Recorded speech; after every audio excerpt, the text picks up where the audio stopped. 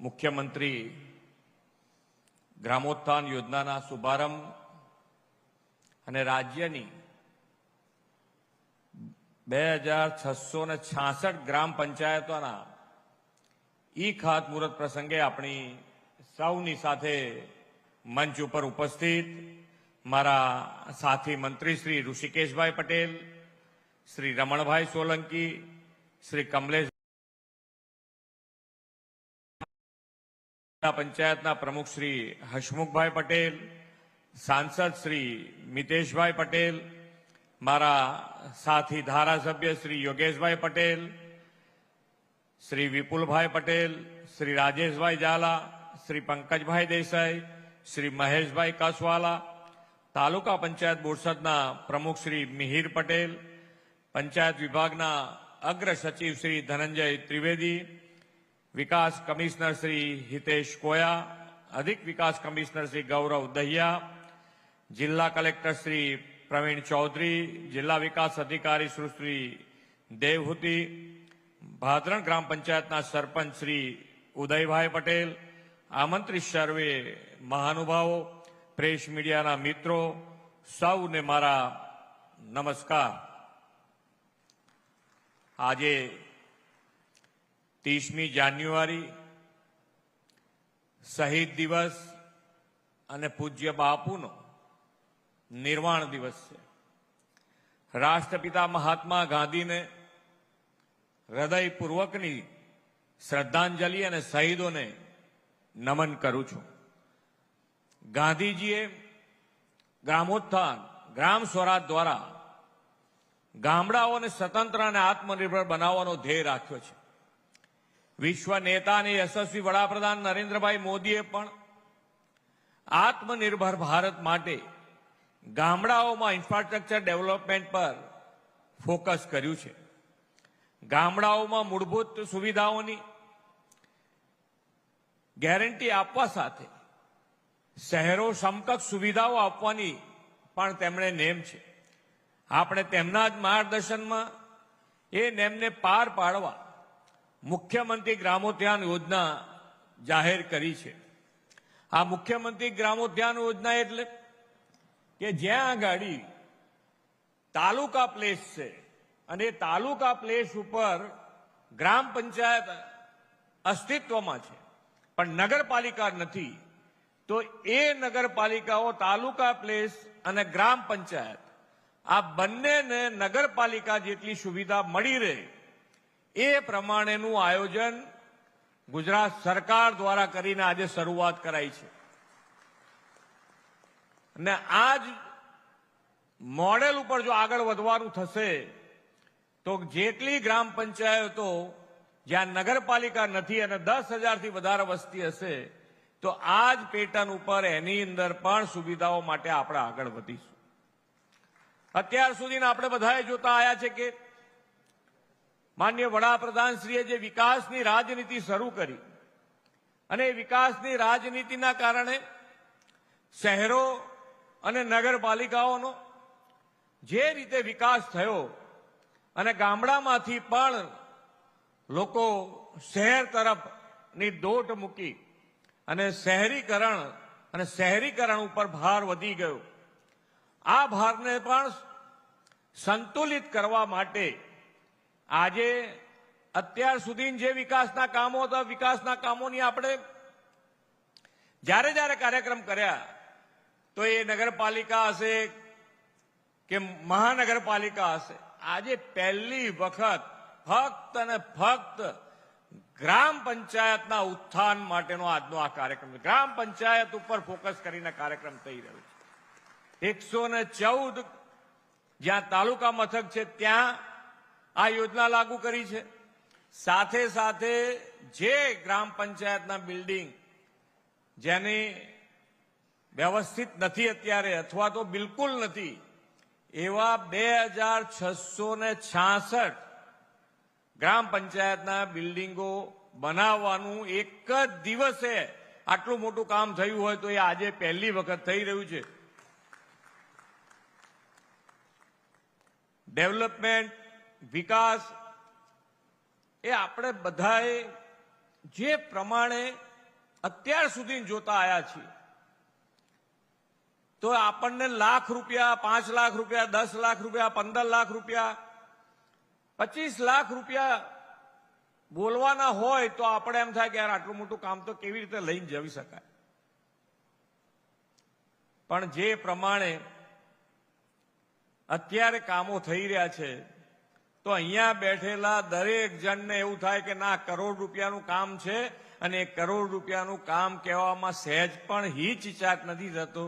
એ જ બતાવે છે કે માન્ય વડાપ્રધાનશ્રીએ જે વિકાસની રાજનીતિ શરૂ કરી છે આપણા સુધી પહોંચી છે. તો જ આજે થાય ને, તો બાકી તમે 5 લાખનું કામ લઈને જયા હો તો કેટલા આગા પાછા થાય કે આટલું મોટું કામ તો કેવી રીતે લઈને આવી શકાય, જઈ શકાય. પણ આજે વિકાસ અને વિકાસ કેટલા સ્કેલનો હોય, કેટલા સ્પીડથી થાય એ દેશ અને દુનિયાને માનીય વડાપ્રધાનશ્રીએ બતાવ્યું છે. આજે ભાદરણ અને ભાદરણમાં વોટર મીટર એ કોઈ પાણી તમે વધારે વાપરો, ઓછું વાપરો, પણ એક મગજમાં રહે તમારા કે ભાઈ આજે પાણીનું મીટર છે એટલે આપણે જેટલું વાપરવું હોય એટલું વપરાય. અને એમણે શું સ્કીમ નક્કી કરી છે મારા મગજમાં નથી અત્યારે, પણ આનાથી ચોક્કસપણે પાણીની બચત થશે ને થશે. અને પાણીની બચત એટલે જ્યાં જ્યાં આપણે પાણીની વ્યવસ્થા ઊભી કરી છે એ પાણી અત્યારે વાપરીએ છીએ અને કોઈ વાંધો જ નથી, પણ ભવિષ્યનો પણ વિચાર આપણે સાથે સાથે કરવો જોઈએ કે જે જ્યાં આગળ પાણીની વ્યવસ્થા મળી છે એના સિવાય પાણી જો હવે આપણે ભવિષ્ય માટે વિચાર નહીં કરીએ તો પાણીની મુશ્કેલી ઊભી થઈ શકે. અને પાણીની મુશ્કેલી આપણે બધાએ જોઈ છે. તો અત્યારે પાણી મળ્યું છે તો ભવિષ્યનો પણ વિચાર આજથી જ કરવો પડે. આપણને એક એવું નેતૃત્વ મળ્યું છે કે જે વિઝનરી લીડરશીપ છે આપણી પાસે, માન્ય વડાપ્રધાન શ્રી નરેન્દ્રભાઈ, એમણે પણ આખા દેશમાં કે ભાઈ આજે પાણી જે વાપરીએ છીએ તો આવતીકાલનો વિચાર આજથી કરવાનું શરૂ કરીએ. અને એ શરૂ કરીને એમણે કેચ ધ રેન અંતર્ગત આખા દેશમાં મુહિમ ઉપાડી છે કે વરસાદનું પાણી, અને વરસાદનું પાણી જ્યાં વપરાય છે ત્યાં વપરાય છે. જેટલું જમીનમાં તમે સંગ્રહ કરી શકો એટલું સંગ્રહ કરો, અને જ્યાં સંગ્રહ નથી થાય એવું તો એને જમીનમાં ઉતારવા માટે કેચ ધ રેન અંતર્ગત આખી યોજના બનાવીને આખા દેશમાં એની મુહિમ ઉપાડી છે. અમારી પણ ગુજરાત સરકારે આ મુહિમને આગળ વધારવા માટે, તમને કોઈ તકલીફ ના પડે, એમાં તમારે કોઈ ખર્ચ ના કરવો પડે, એના માટે દરેકે દરેક ધારાસભ્યને સ્પેશિયલ ગ્રાન્ટ 50 લાખ રૂપિયાની આપી છે કે જે તમે આ યોજનાનો લાભ લઈ શકો. તમારે ખાલી આંગળી ચીંધવાની છે કે અહીંયા પાણી, અહીંયા રિવર્સિબલ રિચાર્જિંગ બોર અહીંયા બનાવો તો આખા ગામનું પાણી અથવા તો આખા સીમાડાનું પાણી અહીંયા અંદર ઉતરે એવું છે.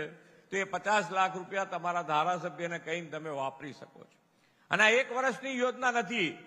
તમે આયોજનબદ્ધ રીતે જો કામ કરશો તો કદાચ આ વખતે એમની પાસે પૈસા પૂરા થઈ ગયા. વિધાનસભા ખૂબ મોટી હોય છે. એક વિધાનસભામાં કેટલા ગામ હોય છે? 80 થી 100 ગામો હોય છે. એટલે દરેક જણ ને આ યોજના અનુકૂળ આવે એવી છે. એટલે દરેક જણની ડિમાન્ડ હોય તો તમે આયોજનબદ્ધ રીતે કામ કરશો તો ધારાસભ્ય પણ તમને આની અંદર પૈસા આપી અને આ કામ કરી શકશે.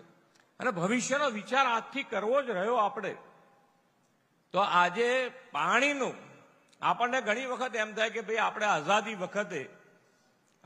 વખતે આઝાદી મેળવવામાં તો આપણને ક્યાંય લાભ નથી મળ્યો, એમાં ક્યાંય કામ કરવાનું, દેશ માટે કામ કરવાનું આઝાદી વખતે. તો અત્યારે જે અમૃતકાળમાં જ્યારે આપણે જીવી રહ્યા છીએ ત્યારે આપણને દેશ સેવા માટે, રાષ્ટ્ર માટે જે માન્ય વડાપ્રધાનશ્રી આપણને બધાઈને કે સૌથી પહેલો આપણો રાષ્ટ્ર, આપણો દેશ, અને આપણા દેશનું ગૌરવ આખા દુનિયામાં વધાર્યું છે. તો એ રાષ્ટ્ર માટે આપણે શું કરી શકાય, આપણે કેવી રીતે એની અંદર મદદરૂપ થઈ શકાય. તો એક નાની નાની વસ્તુઓ જે અહીંયા કેચ ધ રેન અંતર્ગત પાણી કેવી રીતે બચાવી શકાય. જો પાણી બચાવો તોય આપણે દેશ માટે કંઈક કર્યા બરોબર છે. તમે એક ઝાડ એક પેડ માં કે નામ, ગ્રીન કવર વધારો તો એ દેશની સેવા બરોબર છે. ઇલેક્ટ્રિસિટી ગ્રીન ગ્રોથ તરફ આગળ વધી રહ્યા છે ત્યારે ઇલેક્ટ્રિસિટી બચાવો તો એ પણ દેશ સેવા છે. પેટ્રોલ બચાવો તો એ દેશ સેવા છે.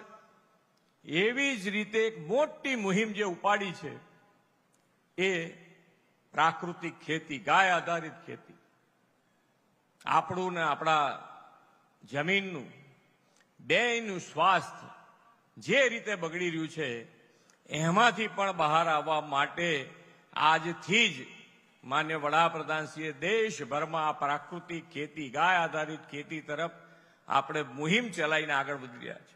આપણા ગુજરાતમાં તો માન્ય રાજ્યપાલ મહોદય આની પાછળ એકદમ વ્યવસ્થિત રીતે, આયોજનબદ્ધ રીતે આની મેં આગળ વધી રહ્યા છે. ખૂબ સારી સમજણ સાથે ખેડૂતોને ગામે ગામ જઈને સમજણ આપી અને એની અંદર આગળ વધી રહ્યા છે. આની અંદર જેટલું આપણે અત્યારથી જેટલું આજે નહીં તો આવતીકાલે આપણે આ ગાય આધારિત પ્રાકૃતિક ખેતી તરફ આગળ વધવાનું જ છે.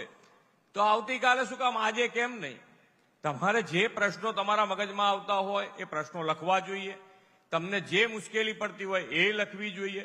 100% કહેવું જોઈએ. પણ પ્રાકૃતિક ખેતી કરવાથી શું ફાયદો થાય, કેવી રીતે ફાયદો થાય એના સમજણ મેળવી અને જો આગળ વધીશું. આપણે બધાએ અત્યારે જોયું છે કે કેટલા કેટલા વર્ષે એટેક આવી જવો, ડાયાબિટીસ, બ્લડ પ્રેશર, કેન્સર, કેટલી નાની નાની ઉંમરે બધાને રોગો આવ્યા છે.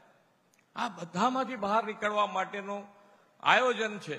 અત્યારથી આપણે જાગીશું તો આપણી પેઢીનો ફાયદો સાથે સાથે આવતી પેઢીનો 100% ફાયદા સાથે આગળ વધાય એવું આ આયોજન છે. તો એની અંદર પણ અહીંયા ઘણા બધા ખેડૂત છે, ખેડૂતનું કામ, ખેતીનું કામ કરતા હશે તો 100% પ્રાકૃતિક ખેતી તરફ પણ વળવું જોઈએ.